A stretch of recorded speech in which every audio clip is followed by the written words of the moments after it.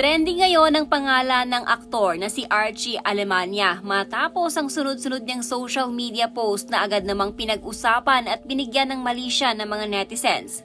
Marami ang naniniwalang tila may pinapatamaan umano ito at ang itinuturong tinutukoy ay walang iba kundi si Rita Daniela. Matatandaang nagsampa ng kaso si Rita laban kay Archie dahil sa umano'y pambabastos ng aktor sa kanya. Dahil dito, naging mainit ang usapin at nahati ang opinyon ng publiko. Ngunit kamakailan, muling umugong ang issue nang mag-upload si Archie ng video kung saan ibinahagi niya ang sinasabing paborito niyang kainan ng gelato.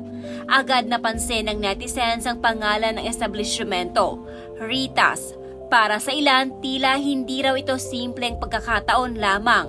May mga nagsasabing baka raw may mensaheng gustong iparating ang aktor. Ito yung pinaka-paborito kong ice cream gelato, Rita's. Wow, championship.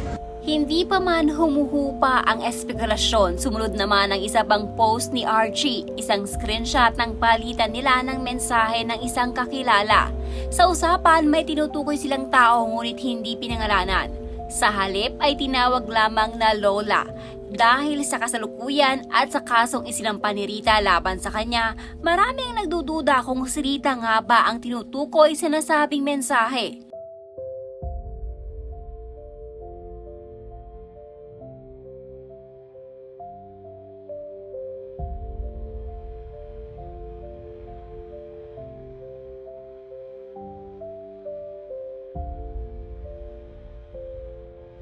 May ilang naman netizens ang nagsasabing baka nagkataon lamang ang lahat at hindi dapat agad lagyan ng kulay ang mga post ng aktor. Sa ngayon, wala pang direktang pahayag si Archie kung may connection ba ang kanyang upload sa issue at nananatiling tahimik din ang kampo ni Rita.